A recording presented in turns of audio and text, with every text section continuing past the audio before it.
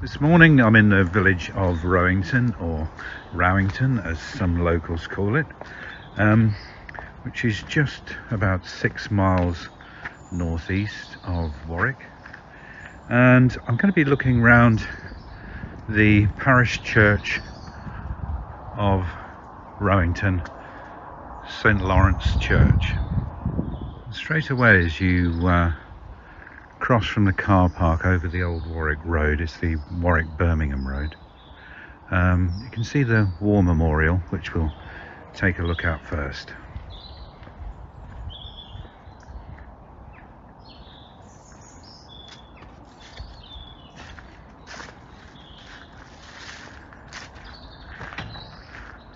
It's a lovely autumn morning, about 11 o'clock. And this war memorial is dedicated to First and Second World Wars.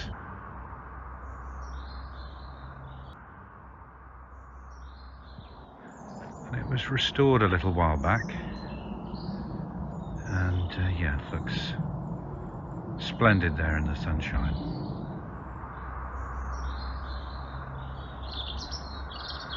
There's 2 lovely yew trees here either side of the main gates.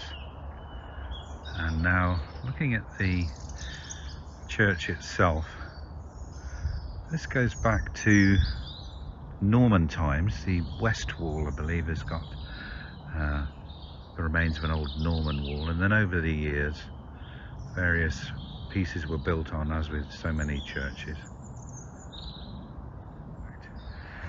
Go up a little bit closer and take a look at the stonework.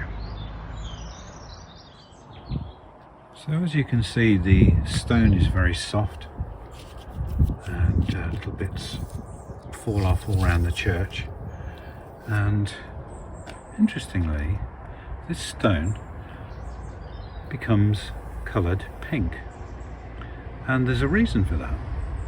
You can see some lichen growing here, but this red hue on the stone is actually algae that grows on the lime content of this Arden stone. And I'll only do a very small little area, but in a way to verify that it's only a surface phenomenon on this stone, you can rub it, and there it is, a little orange patch that shows this algae. When it's rubbed, it sort of goes orange. So yeah, interesting stone, this Arden stone, quite soft, but it has lasted all these years, although outer layers do keep on peeling off. You can see here where it's weathered away and had to be replaced. Rowington has got a population of about 950, I think.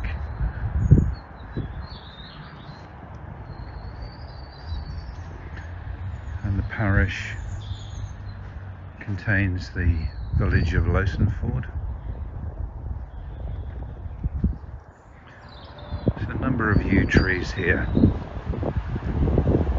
cut to these nice shapes.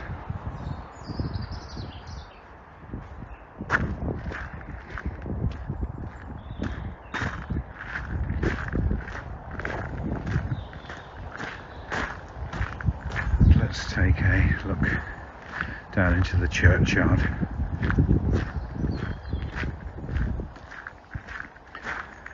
There's a later porch addition. I think this was put on around 1906, and you can see here the tower with the clock and the battlements at the top, which were replaced, I believe, in the 1950s.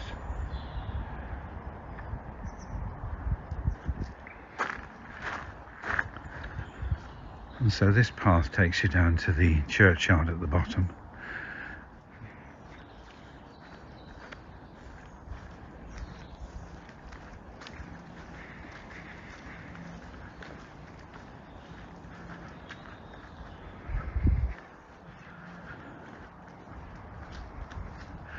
going through the shade of that large yew tree.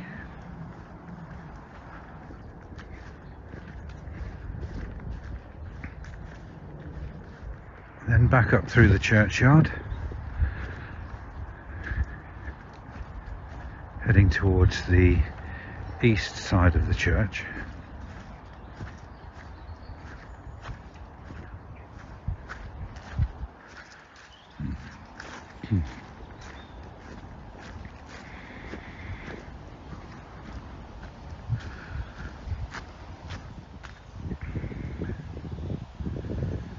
Here is the east side of the church, and you may note that there's two bits of new stonework at the bottom of both rows of table stones. Back now around to the north side of the church. And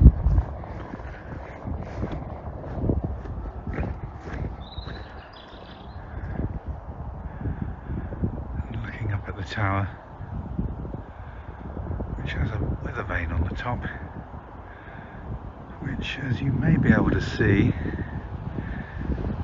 is the shape of a boar's head, and that is actually gilded, although you can't see it glistening in the sun at the moment. It's gilded, and the ironwork below is black iron.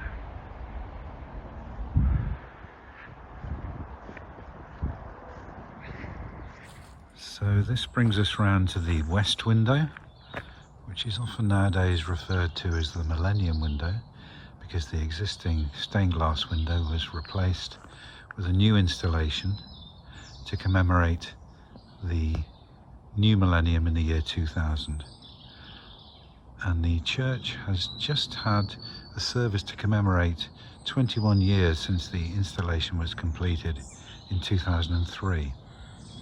And so shortly we'll go into the church and see how this wonderful window looks with the sun shining through from the outside. So going through the north door into the church.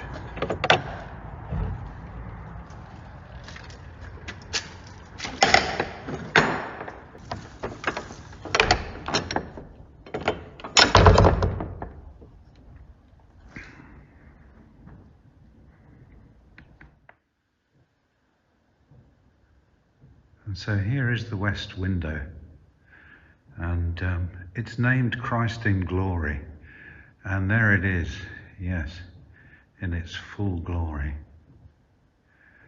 And it has a number of depictions on.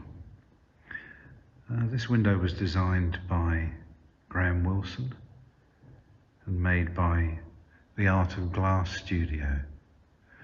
And just in the bottom right hand corner and going up on that right hand side, you'll see depictions of little yellow flowers, and those are celandines, which is a representation, or a nod if you like, to the celandines growing in the bank here, heading down towards the main road.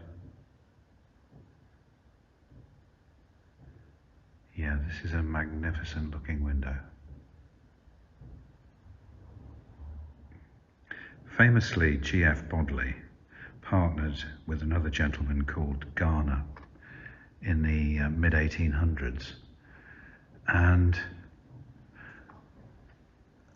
together they did a restoration on this church, and a lot of the older artifacts were sort of removed at that time. However, some do remain. I believe this lectern is from the Bodleian era.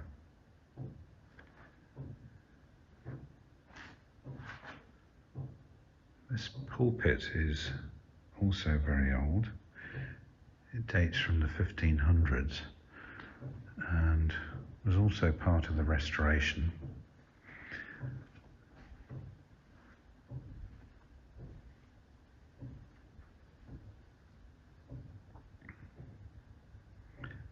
And there are some stained glass windows of note also in this church, this being extremely old. with some old green German glass in, actually, very old. And then here is the east window. The altar table is an old refectory table.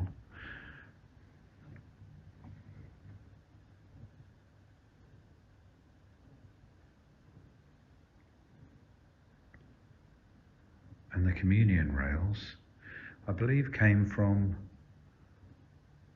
a church in Studley and go back to the 1600s in date. And here you can see the bell pulls. There are 6 bells in this church. And we can go up and take a look at the bells in the bell frame a little bit later on.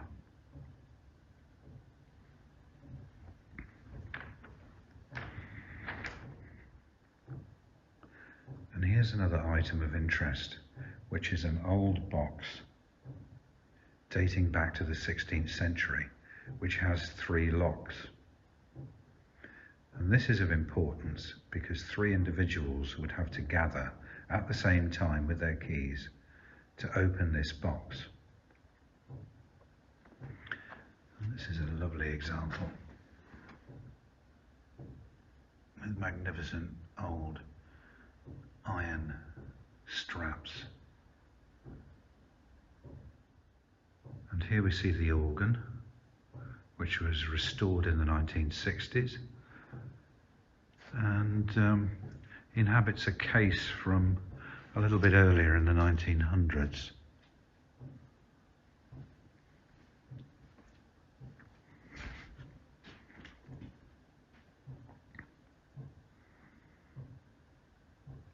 The keyboard's now situated here, and that was a change in fairly recent times. And here is the font, which dates back to the 1200s. It's not lead lined, but it is a magnificent old, large, hefty piece of stonework.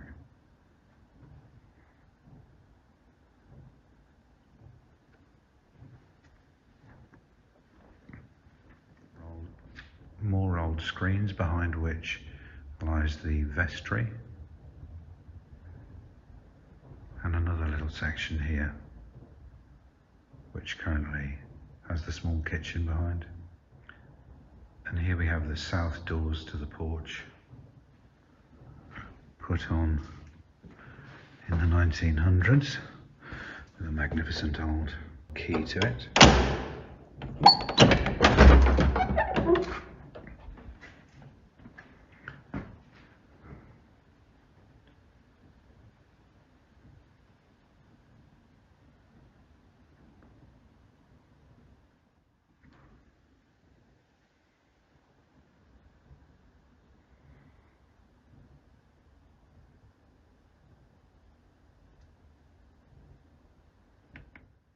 I've actually worked on this church for many years, and I was trying to think how long that is. I think it's nearly 40 years, and I still do some work on this church.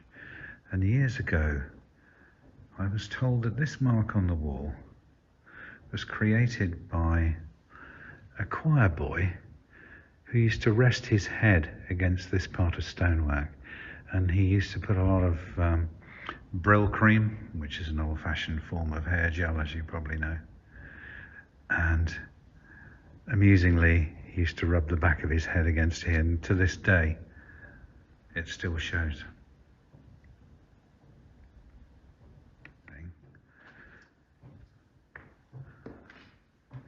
So, as I say, dating back to the 1500s, and you get a sense here of how the parish priest could address his congregation from this wonderful vantage point, getting his message across to his congregation. The Lady Chapel is set out for contemplation and prayer, and we can see through the screen to the main altar.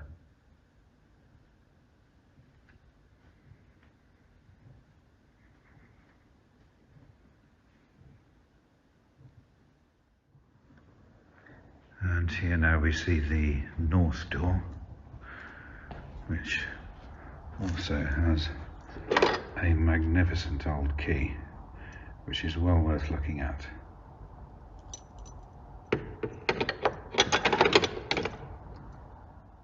Some notable relics of the Bodleian restoration can be found in these ceiling designs.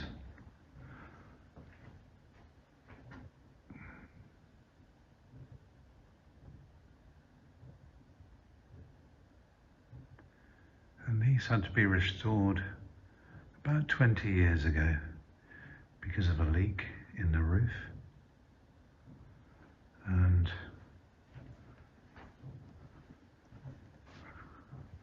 more of these motifs, Bodleian motifs, can be seen in this little ceiling area here.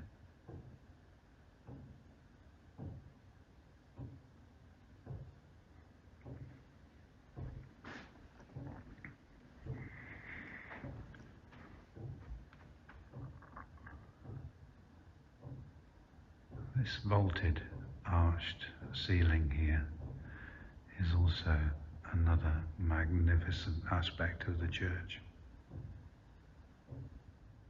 And then another ribbed, vaulted ceiling or roof section.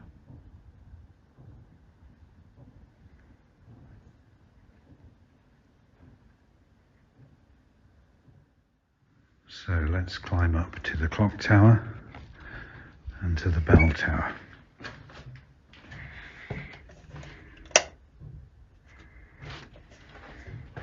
The stairs are extremely narrow.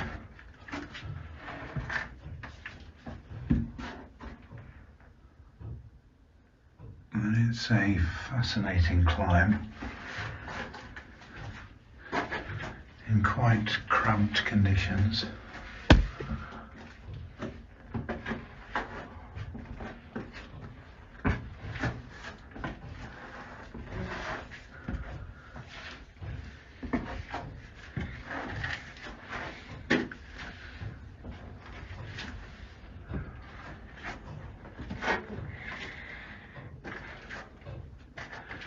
And this trip was done at least once a week to wind the clock until a few years ago. And here we see the clock in all its glory.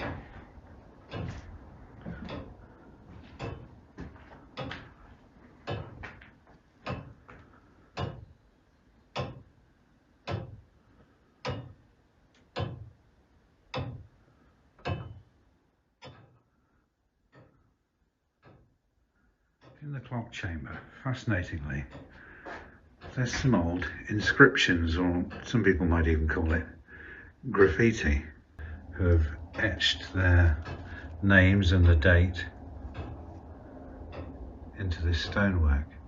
And somebody has even carved a beautiful little angel. And here we see the date 1870.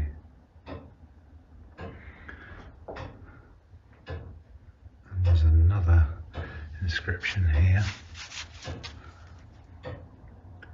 1869. Then a more modern day inscription, 1970s.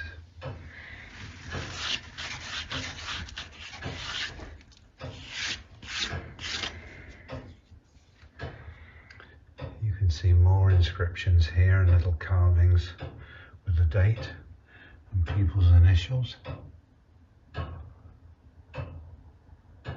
That's a lovely little aspect of history in this church. Now let's climb the ladder into the bell tower.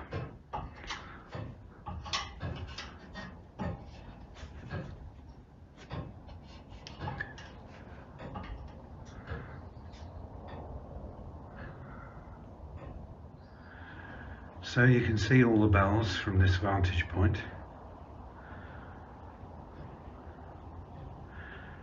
4 bells on that side of the frame, and two on this side.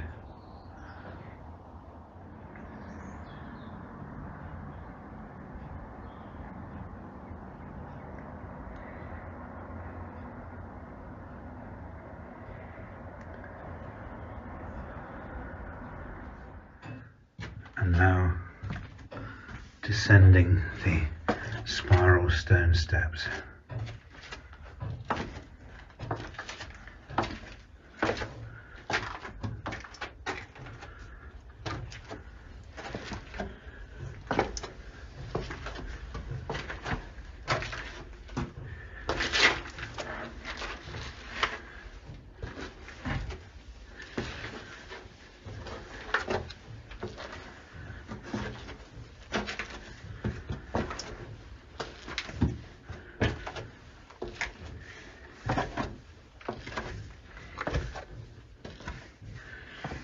And back out into the body of the church.